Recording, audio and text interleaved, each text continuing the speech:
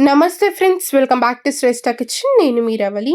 ఇవాళ ఒక టేస్టీ యమ్మీ sweet recipe చూపించబోతున్నాను. ఇదే మన అందరి ఫేవరెట్ టేస్టీ బ్రెడ్ హల్వా అనమాట.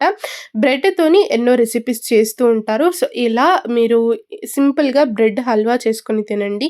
చాలా అంటే చాలా టేస్టీగా, సూపర్‌గా ఉంటుంది. అది కూడా సింపుల్ ప్రాసెస్‌లో చాలా అంటే చాలా ఈజీగా చేసేసుకోవచ్చు. వంట రాని వాళ్ళు కూడా ఇది ఈజీగా ప్రిపేర్ చేసుకొని తినేసేయొచ్చు.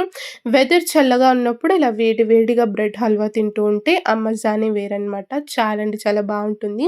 అలాగే చాలా సింపుల్ కూడా. ఇది డబుల్ కా మీఠా లాగా కనిపిస్తున్నా కూడా ఇది చేసుకునే ప్రాసెస్ కొంచెం డిఫరెంటే. డబుల్ కా మీఠాలో వేసుకునే ఇంగ్రీడియెంట్స్ కూడా ఇందులోకి వేసుకునే అవసరం ఉండదు. చాలా అంటే చాలా సింపుల్‌గా చేసేసుకోవచ్చు. సో, నేను ఇక్కడ ముందుగా పాన్‌లోకి కొంచెం నెయ్యి వేసుకున్నాను. నెయ్యి కాస్త వేడయ్యాక ఇందులోకి కట్ చేసి పెట్టుకున్న బాదం, కాజులు ఇలా వేసేసుకొని మంచిగా దూరగా వేంపుకోవాలి. ఇవి కొంచెం క్రిస్పీగా గోల్డెన్ బ్రౌన్ కలర్‌లోకి మారేంత వరకు మంచిగా వేంపుకొని ఒక ప్లేట్‌లోకి తీసుకొని సెపరేట్‌గా పెట్టేసుకుందాము. బ్రెడ్ హల్వాలో కిస్మిస్‌లు మంచిగా వేసుకుంటే చాలా బావుంటుంది. అవి మనం తింటూ ఉంటే పంటికి తగులుతూ చాలా అంటే చాలా టేస్టీగా ఉంటుంది. సో, ఇలా మంచిగా కిస్మిస్‌లను కూడా బాగా వేంపుకొని వీటిని కూడా సెపరేట్‌గా పెట్టేసుకుందాం. సో, నేనిక్కడ బ్రెడ్ హల్వా చేసుకునేందుకు నేనిక్కడ ఒక 10 స్లైసెస్ తీసుకున్నాననమాట. మంచిగా ఈ విధంగా కట్ చేసి పెట్టుకోవాలి. వీటిని ఫ్రై చేసుకునేందుకు నేనిక్కడ కొంచెం ఆయిల్ తీసుకున్నాను. మీరు కావాలంటే బ్రెడ్‌ని డీప్ ఫ్రై కూడా చేసుకొని తీసుకోవచ్చు. అలా చేస్తే మనకు ఆయిల్ ఎక్కువ పడుతుంది. అలాగే బ్రెడ్ ఈజీగా ఆయిల్‌ని పీల్చుకుంటుంది. అలా కాకుండా ఉండాలంటే నేనిక్కడ షాలో ఫ్రై చేస్తున్నాను కదా! ఆ విధంగా చేసుకుంటే సరిపోతుంది.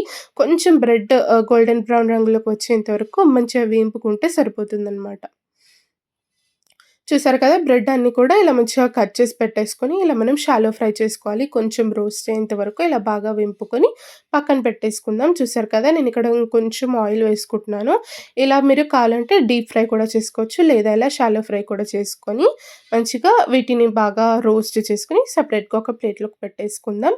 మిగతా ప్రాసెస్ ఏంటో నేనిక్కడ చూపిస్తాను.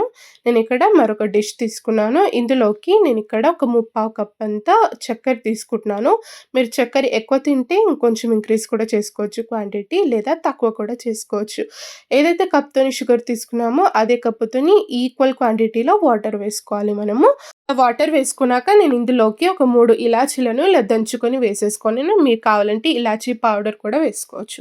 ఇలా ఇలాచీలు వేసుకున్నాక ఒకసారి బాగా దీన్ని కలిపేసుకొని ఇలా మంచిగా ఒక 5 మినిట్స్ సేపు దీన్ని బాగా బాయిల్ చేసుకోవాలి.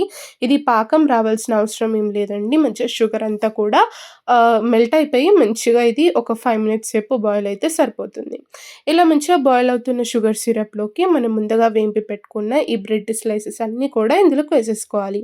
ఇలా వేసుకున్నాక అప్పుడే మొత్తం ఇలా కలిపేసేయకుండా కొంచెం లైట్‌గా అలా కలిపి అలా వదిలేస్తే మీడియం ఫ్లేమ్‌లో పెట్టుకొని ఈ షుగర్ సిరప్‌లో మంచిగా బ్రెడ్ అంతా కూడా బాగా కుక్ అవ్వనివ్వాలి. ఆ తర్వాత కొంచెం లైట్‌గా దీన్ని ఇలా మనం మ్యాష్ చేస్తూ ఉండాలి. మరి ఎక్కువగా మ్యాష్ చేసేయొద్దు, మొత్తము ముద్దలాగా అయిపోతుంది. అలా కాకుండా కొంచెం ఇది ముక్కలు ముక్కల్లాగానే ఉంటే బావుంటుంది తినేటప్పుడు. ఆ క్రిస్పీనెస్ పంటకి తగులుతూ చాలా అంటే చాలా టేస్టీగా ఉంటుంది. సో, నేనిక్కడ మొత్తం మ్యాష్ చేయలేదు చూడండి. ముందుగా మనము వేంపి పెట్టుకున్న డ్రై ఫ్రూట్స్ అన్నీ కూడా నేనిక్కడ వేసేసుకున్నాను. ఒకసారి బాగా ఇందులోకి కలిపేసుకుందాం. ఇందులో డ్రై ఫ్రూట్స్ ఎంత ఏసుకుంటే అంత బావుంటుంది తినేటప్పుడు పంటికి తగులుతూ చాలా అంటే చాలా టేస్టీగా, యమ్మీగా ఉంటుంది. నేనిక్కడ స్టవ్ ఆఫ్ చేసేసుకున్నాను. మనకు పర్ఫెక్ట్‌గా బ్రెడ్ హల్వా అయితే రెడీ అయిపోయింది. చూసారు కదా! ఆ కన్సిస్టెన్సీ చూడండి అసలు పర్ఫెక్ట్‌గా వచ్చింది. చాలా అంటే చాలా టేస్టీగా కుదిరింది.